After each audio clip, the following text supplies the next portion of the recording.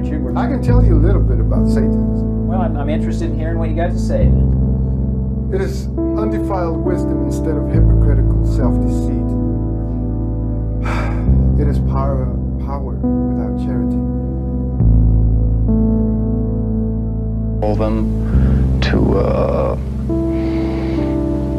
I don't know how to put it, possess them permanently. And that's why you killed them. Right. Número 2. Edmund Kemper.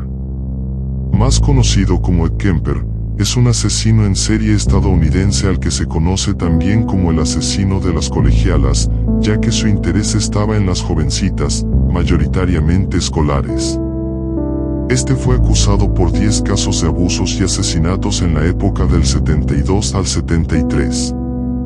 A continuación los dejaré con la entrevista extraída del documental. Sin motivo aparente. Well, I'm not an expert.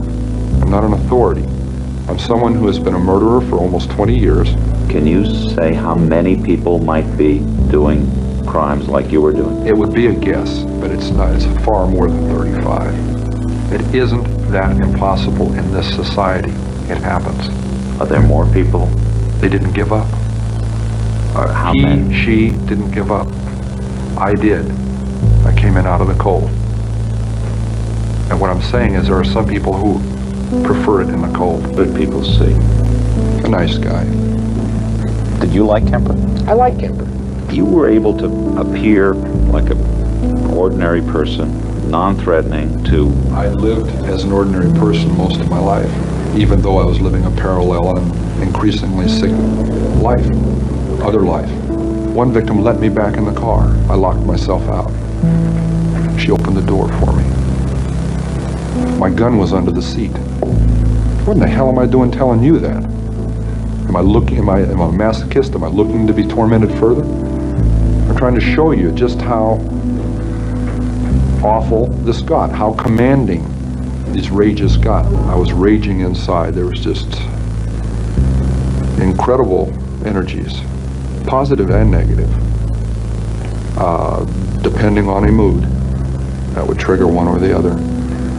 And outside, I looked troubled at times. Other times I looked moody.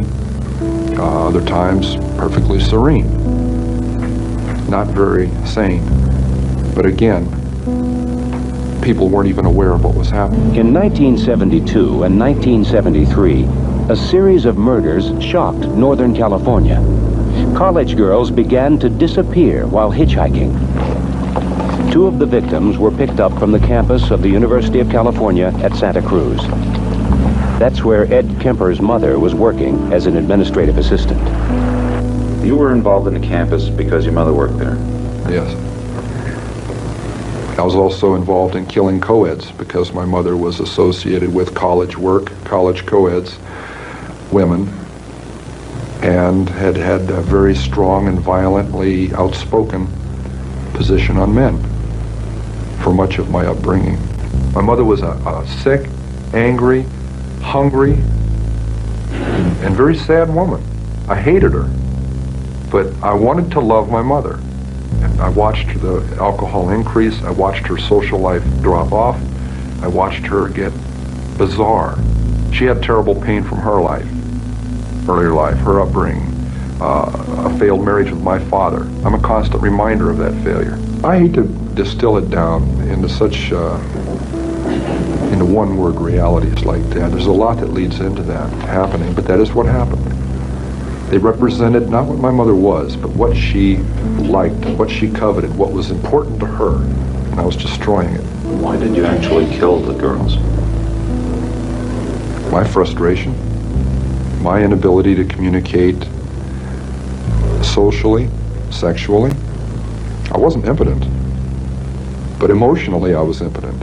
I was scared to death of failing in male-female relationships. I knew absolutely nothing about that whole area, even if just sitting down and talking with a young lady.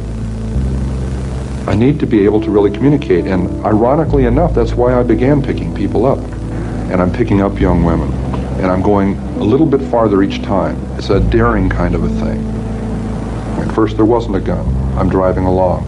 We go to a vulnerable place where there aren't people watching, where I could act out, and I say, no, I can't. And then a gun is in the car, hidden. And this craving, this awful, raging, eating feeling inside. I could feel it consuming my insides. This fantastic passion. It was overwhelming me. It was like drugs. It was like alcohol. A little isn't enough. At first it is. And as you adjust to that psychologically and physically, you take more and more and more. It's the same process. So it finally came down to the thing of, do I dare bring this gun out? Already realizing if that gun comes out, something has to happen. It was going to happen. I didn't see it then, but it was going to happen. I was playing a dangerous game with a loaded gun that got us all. On one occasion, Kemper picked up 2 roommates in Berkeley.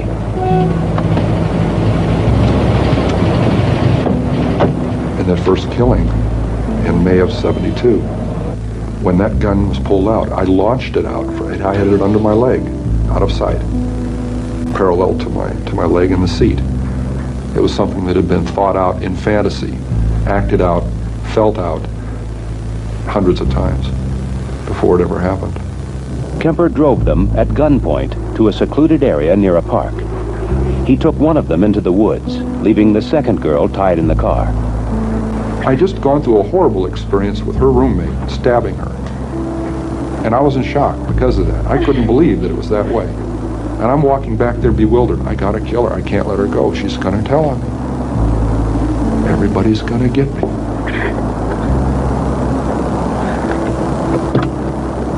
She sees the blood on my hands. What are you doing? She pulled back and she gasped. And I think, whoa, I don't want her to know what happened. I said, your friend got smart with me. She'd been getting really smart with me a lot, but I never hit her. I killed her, but I didn't hit her. I said, your friend got smart with me and I hit her. I think I broke her nose. You better come help. She's about to die. Why does she have to know that? I couldn't deal with telling her that. And when I attacked her, she didn't at first realize what was happening. It didn't go through. She had very heavy coveralls on. It knocked her right up into the lid of the car, but it didn't pierce the clothing. So it wasn't that swell a knife anyway. I went out and bought a pawn shop huge knife. And I kept on just mindlessly attacking. She falls back into the trunk. I just killed a young woman. I slammed down the lid of the trunk. She isn't dead, she's dying. And I panicked. I thought, I just locked the car keys in it because I can't find them in my pocket. Oh my God, I locked them in the trunk. I'm kicking on the trunk lid and yanking on it. Oh no, I don't believe this. I started to run and I tripped over the gun that I'd had in my pants that I had totally forgotten was there. I stopped. I said, stop and think. I collected my wits. Check all your pockets. I picked the gun up. I stuck it back in my pants, now remembering I had one. I checked all my pockets, and there's the keys in the back pocket. I never put them in my back pocket. Everyone makes mistakes, and that's what we have to hope for. The more mistakes they make, the better their chances. I thought I was pretty slick. And when I tripped all over myself, that first 2 murders, the first 24 hours, there were 3 clear times I should have been busted, and I wasn't. Because 3 different individuals or 3 different groups of people got scared and minded their own business and looked the other way. Some of the people who are committing murders, even as we speak, if they're doing it by themselves and they tell no one about it, they could go on undetected until they decided to stop. And the police wouldn't catch them unless we just happened to roll up on them while they were doing it. Even after police warnings against hitchhiking and an increased bus schedule on the campus, Kemper had no trouble picking up hitchhikers. Ironically, one warning advised riding only in cars with university stickers. Kemper's car had such a sticker. My mother worked at the campus and I had an A sticker on my car, an obvious access day or night to the campus. I was picking up some very lovely young women. You know what we were talking about as we're driving around, almost as often as not? This guy that's going around doing this stuff. And the second they started talking that, they didn't realize it, but they were getting a free ride. I couldn't touch that with a 10-foot pole, I swear. You know, But they'd be telling me all about this guy, and they're comparing notes and speculating on what he looks like, how he carries himself, why he's doing this stuff, telling me about it. So how come they get in a car with somebody at that time? She judged me not to be that guy. I didn't look like him. It was getting easier to do. I was getting better at it. I was getting less detectable. I started flaunting that invisibility, severing a human head, 2 of them, at night in front of my mother's residence, with her at home, my neighbors at home upstairs, their picture window open, the curtains open, 11 o'clock at night, the lights are on, all they have to do is walk by, look out, and I've had it. Why did you keep the heads? Why did you cut them off, and why did you keep them? Something out of my childhood. I could put it on an incident. I mean, my father chopping the heads off of our 2 pet chickens and my mother insisting that I eat them for dinner. You know, we could say it was something that simple. I don't think it was. Now, my dad heads out back with a hatchet. I got on my bike and I tried to stop it. I remember that. I got on the bike, rode around the block. I was crying. I haven't talked about that for a lot of years. I'm sure that may have implemented something, that may have gotten something rolling, but along fantasy lines. But it took a lot of years of development along those lines to really get off. But how are you able to, in 1 minute, have someone's head in your hands, and very shortly thereafter? Living through a fantasy, however that would relate to that severed head. And then 5 minutes later, I'd put that away, and there'd be a knock on the door, and I'd put it away and answer the door, and the landlady would be there, and we'd discuss it. Discuss what? Reality. Her reality, not mine. Some people go crazy at that point. I felt it. It was one hell of a tweak. I mean, to just flip out and not know where I was. To be walking up the stairs with a camera bag that belonged to a young woman that had her severed head in it. Walking up to my apartment, past a happy young couple coming down the stairs who nodded and smiled at me as they went by. Good evening. And they're going out on a date where I'd love to be going. And I'm aware of both of these realities, and the distance between those two is so dramatic, so amazing, so violent, that really, I could feel the wheels squeaking inside. That was really pulling on it. And I imagine at that point some people break. But I didn't literally go insane. I didn't get lost. And all this time, Kemper was able to seem normal. He even hung out at a bar across the street from the courthouse, making friends with policemen, trying to pick up information. They'd buy me a beer, I'd buy them a beer. Casual relationships, but I was poking around a little bit trying to find some things out. I knew they wouldn't be privy to hot information, but there were some things that were bothering me, like were there any speculations on how they were dying. Did the cops like you? Like I said, a friendly nuisance. I got in the way, and it was deliberate. Again, friendly nuisances are dismissed. How did you get the knowledge to outsmart the police? Watching television. Believe it or not. Joseph Wambaugh, police story. Got some tremendous insights into not just the gimmicks, the actual things, the tidbits that you would pick up from their procedures, but the mechanics behind that, the logic behind it, was I would not allow myself to walk into even a potential trap of behavior.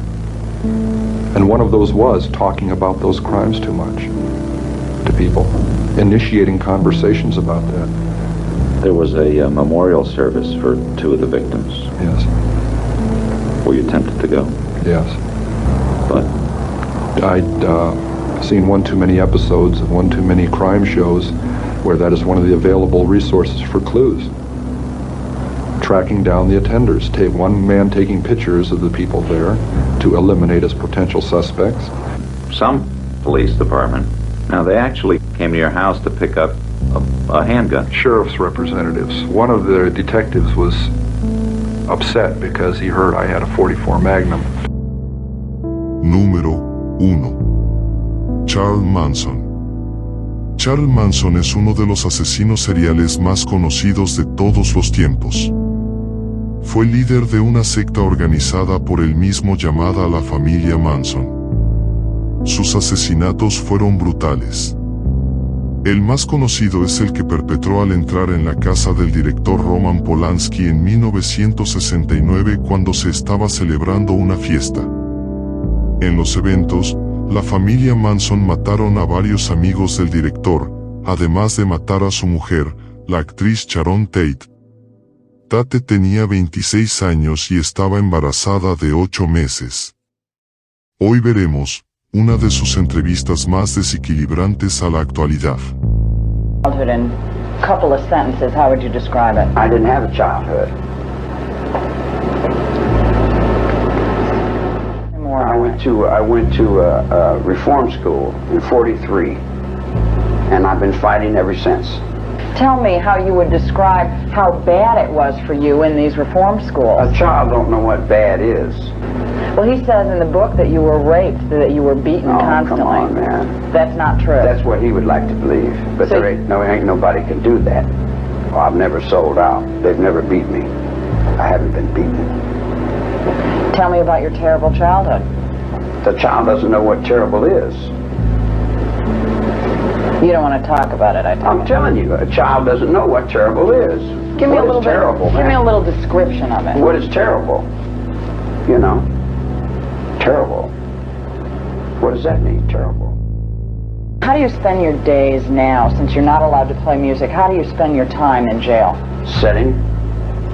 Just sitting? Mm-hmm. At one point I read somewhere that you were making dolls. Is that true? I make little dolls, yeah. Tell me about that. I just started taking string and making little dolls and bugs and spiders and little, it's a new art form. I created a new art form. Anything else like that? Any other things that you do in jail? Yeah, I run an underworld. You run an underworld in jail? Mm-hmm. Tell me about that. You don't see it?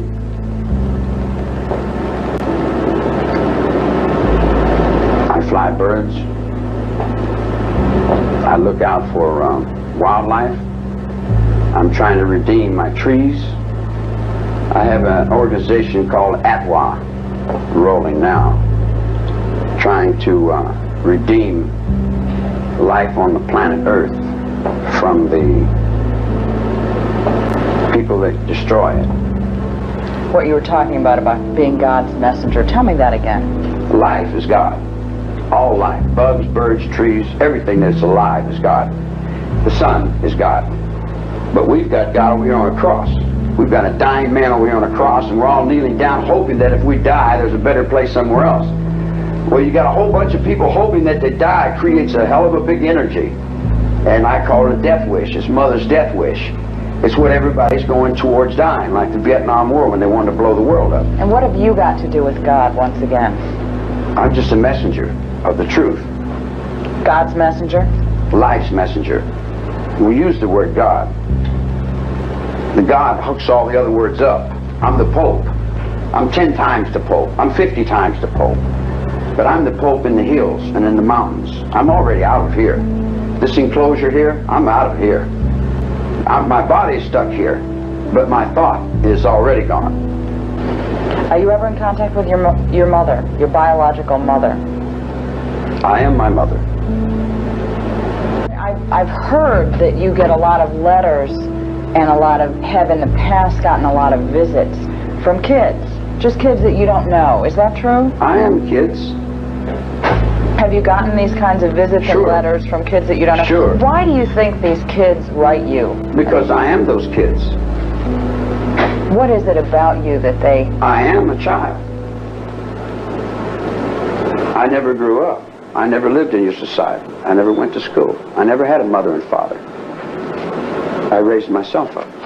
What do you think it is about you that makes people want to be a part of whatever it is you're a part of?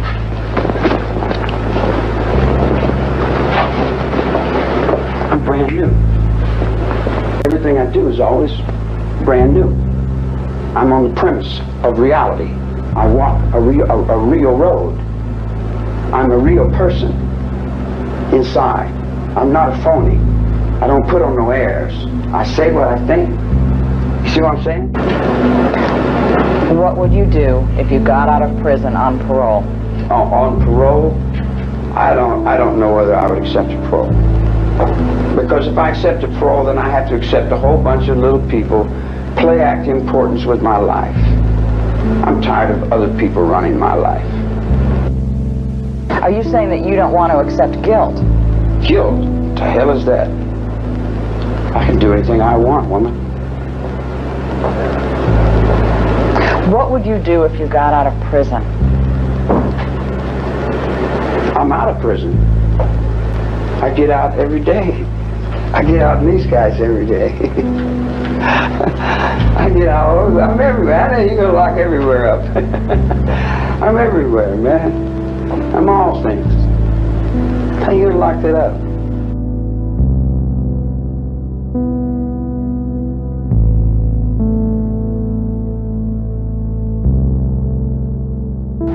Why did you do so many things to get yourself thrown in jail? You seemed to like it when you were out, according to what I read. Well, because I'm stupid. I really am stupid. I'm smart in some things, but other things I'm dumb in, you know. Probably, if you notice, people that tell the truth generally act like they're kind of retarded. Mentally retarded people I can communicate with real good. And decent dumb people, man, we talk like crazy, you know. In other words, I'm all right with those. And kids I'm okay with. But when you get grown up, then there's a lot of problems. I don't get along too good with grown-ups. And they get me in trouble. People get me in trouble because I don't have the mental capacity to adjust to the outside. And when I get out there, I'm like a little kid. I'm like a little baby. So you're telling me all these people think that you hate the blacks and you hate the Jews and you kill people and all you're really trying to do is stop pollution? All the time it's been the same thing. Whatever people put on me is what they're trying to play themselves on their level. Tell me once again, I didn't quite get it, why the American Nazi Party sign on your forehead? You can't say, well, the Jews are the chosen children of God, and these Germans are no good because their forefathers fought. No. The Germans are no worse than the Jews. And the blacks are no worse than the Mexicans. And the Mexicans are no worse than the Filipinos. And the Filipinos are no worse than the Chinese. So how do you reach a one with that whole circle? How do you reach a one with that whole circle? How do you have peace on this earth? You can't have peace on this earth unless you let Second World War die. I'm in the cell with a guy named Millman, Jerry Millman. And he's got pictures of Hitler and Japanese and things all. I said, boy, Hitler must have been a hell of a guy. He said, Hitler was terrible. I hate him. I said, why do you hate him? He said, I'm a Jew. I said, well, why do you enshrine this guy? Is he your daddy? And he looked up to his mother's fear. And his mother's fear was Hitler. Hitler was like his father figure. He loved Hitler, but he hated Hitler. He needed Hitler to hold him up. Because Hitler was holding his hate up. Because without his hate, he didn't exist. He didn't have no reason to live unless he had some hate. He didn't have any reason to buy and sell unless the money held him up. If you took the money away from him, you took the hate away from him, he'd be gone. So how do you communicate to a whole group of people? You stand up and you take the worst fear symbol there is and say, there, now I've got your fear. Now I've got your fear. And your fear is your power, and your power is your control. I'm your king of this whole planet. I'm going to rule this whole world through Atwa. I want my trees put back. I want my water clean. I want my atmosphere cleaned up. What you do beyond that, I don't care what church you go to or what race you are, what color you are, what movie, blah, blah, blah, blah, all that nickel and dime personal important trash head stuff. I don't care about that. All I care about is my air, my water, my trees, and my wildlife. And you humans, if you don't get in line with that, goodbye. Si el video te gustó, no olvides suscribirte. Además de darle me gusta y compartir con tus amigos. Te saluda Golb. Historias Nocturnas. Nos vemos en el próximo video.